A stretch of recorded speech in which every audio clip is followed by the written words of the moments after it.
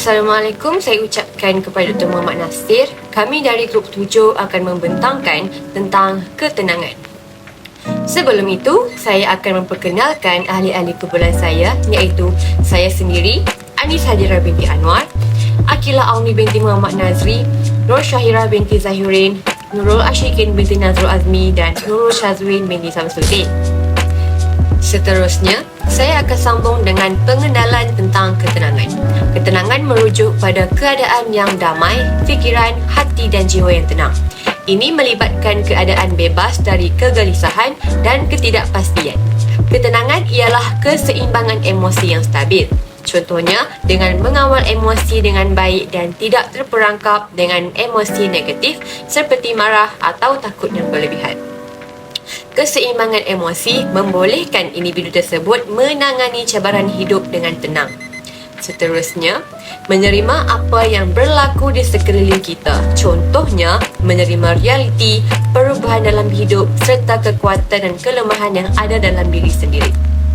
Keamanan boleh dicapai dengan menerima lumrah kehidupan seadanya, dengan melepaskan pemikiran tentang masa lalu dan masa depan serta melibatkan diri sepenuhnya dalam aktiviti semasa.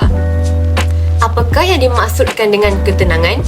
Ketenangan adalah perasaan kedamaian dalaman dan persekitaran. Ini termasuk keadaan fikiran atau emosi yang tenang, damai, bebas daripada kekeliruan dan kebimbangan. Dalam bahasa Arab, tenang ditunjukkan dengan kata tokmakninah yang bermaksud ketenteraman hati kepada sesuatu. Yang dimaksudkan dengan hati yang tenang ialah apabila hati itu dalam keadaan reda, tidak gusar maupun bimbang. Ketenangan secara etimologi bermaksud tidak gusar, iaitu suasana jiwa yang berada dalam keseimbangan sehingga menyebabkan seseorang itu tidak terburu-buru atau gelisah. Ketenangan boleh dicapai dalam pelbagai cara termasuk meditasi, relaksasi, pengurangan tekanan dan menjauhkan diri daripada situasi yang mengganggu. Dalam Al-Quran juga telah dijelaskan mengenai ketenangan jiwa atau dengan kata lain nafs mutmainnah. Nafs mutmainnah juga bisa bermakna suatu jiwa yang tenang, bersih lagi suci dari hawa nafsu yang selalu mengajak berbuat keburukan. Allah berfirman, "Hai jiwa yang tenang, kembalilah kepada Tuhanmu dengan rela hati lagi diredai, maka masuklah ke dalam hamba-hambaku dan masuklah ke dalam surgaku." Seterusnya, Muhammad Quraisyil Bab berpendapat bahawa ada dua hal untuk memperoleh ketenangan batin. Yang pertama, menghayati sekuat kemampuan tentang sifat Allah SWT, dan yang kedua, berserah diri sepenuhnya kepada Allah setelah memberikan usaha maksimal. Seterusnya, ketenangan jiwa menurut Al-Razi terdapat dua alasan. Pertama, kerana ia sebagai seorang mukmin dan beriman, dan yang kedua, kerana mampu kembali kepadanya. Kemudian yang dimaksudkan dengan jiwa yang tenang adalah jiwa yang mengenalnya sehingga boleh menjadi kuat kerana yakin dengan kebenaran yang tiada keraguan. Jiwa yang seperti itu adalah jiwa yang tidak takut dan tidak menyesal. Jiwa yang mengenalnya juga boleh disebut sebagai jiwa yang sesuai dengan kebenaran dari akal atau boleh dikatakan dengan jiwa yang tenteram. Ketenangan jiwa adalah sebuah rahmat yang diberikan Allah kepada seseorang untuk menempuh sesuatu kehidupan. Secara kesimpulannya, ketenangan adalah keadaan yang diinginkan oleh ramai orang kerana dapat memberikan rasa kesejahteraan, kebahagiaan dan kualitas hidup yang lebih baik. Bersikap tenang ialah perkara yang baik kerana ia membantu orang ramai mengendalikan situasi yang sukar, berasa lebih baik dari segi emosi dan mempunyai kehidupan yang lebih baik. Dalam surah Al-Fath ayat 4 yang bermaksud Dia telah menurunkan ketenangan ke dalam hati orang-orang mukmin supaya keimanan mereka bertambah di samping keimanan mereka yang telah ada, dan keupayaan Allah tentera langit dan bumi. Allah Maha mengetahui, Maha bijaksana. Dalam surah ini kita belajar bahawa ketenangan adalah satu aspek yang penting dalam kehidupan dan setiap umat manusia perlu berusaha untuk mencapai atau memahami apakah itu ketenangan. Saya, Akila Auni, akan teruskan kepada ciri-ciri individu yang mempunyai ketenangan jiwa. Terlihat seperti tiada masalah walaupun sedang berhadapan dengan ujian, stres dan masalah. Seperti yang kita tahu, tekanan adalah satu tindak balas yang normal ke atas badan manusia yang menunjukkan kita sedang berusaha untuk mengatasi sesuatu masalah, sesuatu perkara yang di luar jangkaan kita.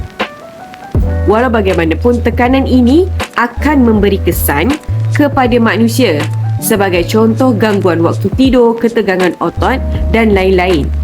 Tekanan ini juga boleh memberi kesan sehingga tidak lagi mampu melakukan rutin-rutin harian seperti biasa. Individu yang mempunyai ketenangan jiwa akan terpancar dari tingkah lakunya.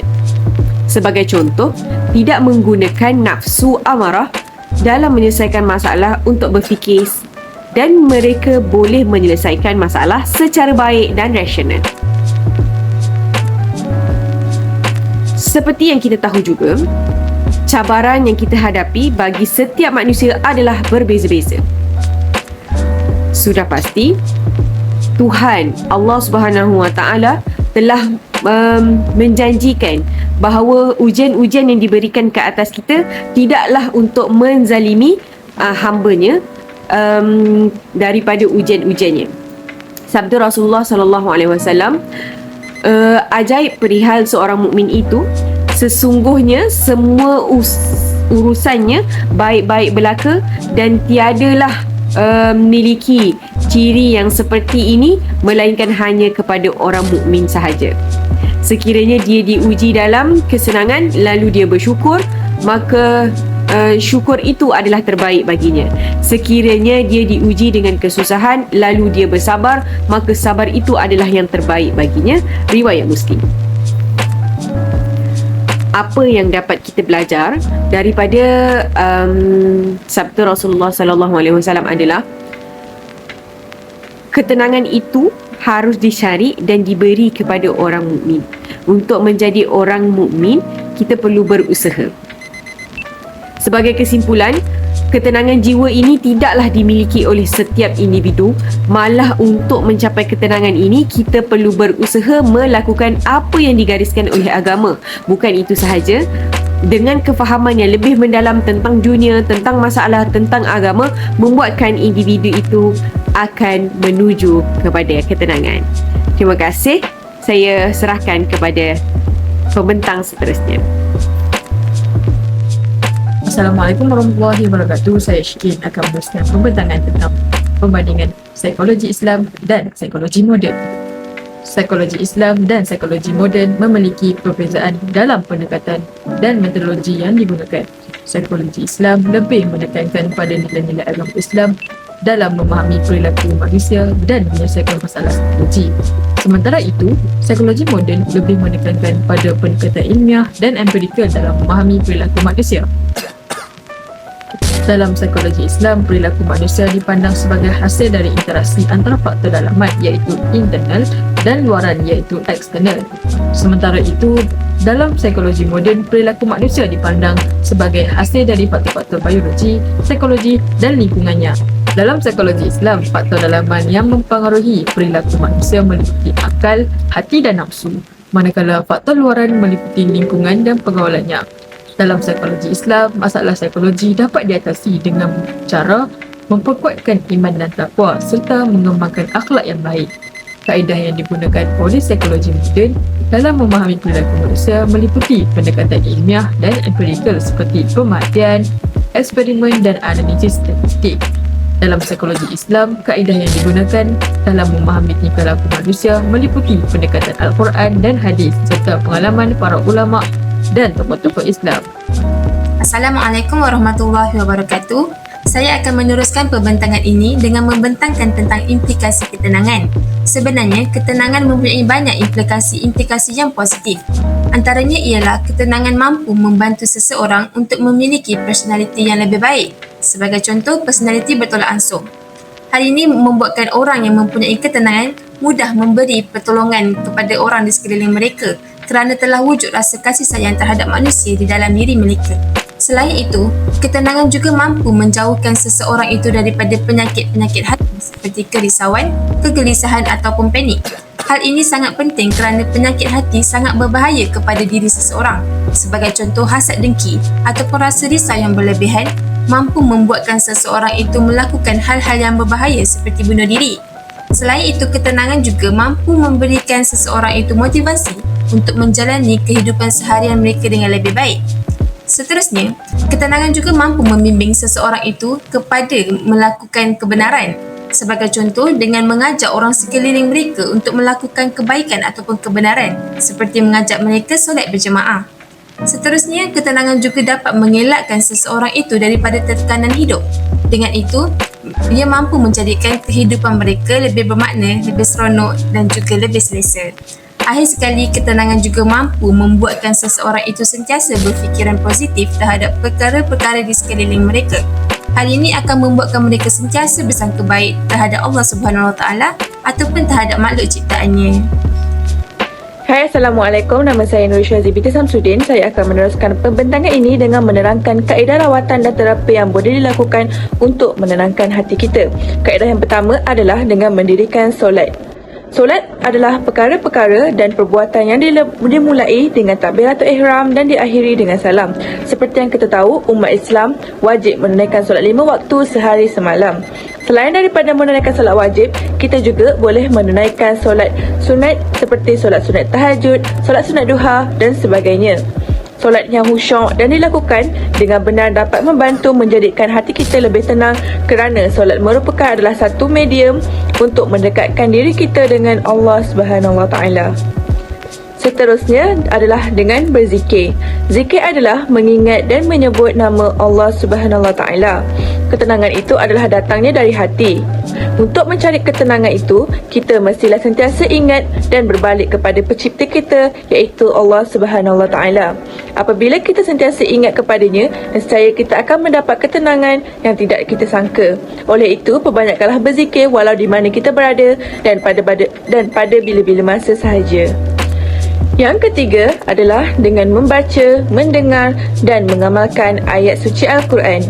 Terdapat banyak manfaat apabila kita mendekatkan diri kita dengan Al-Quran dalam kehidupan. Antaranya, dengan membaca Al-Quran dapat melembutkan hati kita serta mententeramkan hati kita seperti firman Allah Subhanahu Wa Taala dalam ayat Ar-Ra'd ayat 28, orang-orang yang beriman dan hati mereka menjadi tenteram dengan mengingat Allah.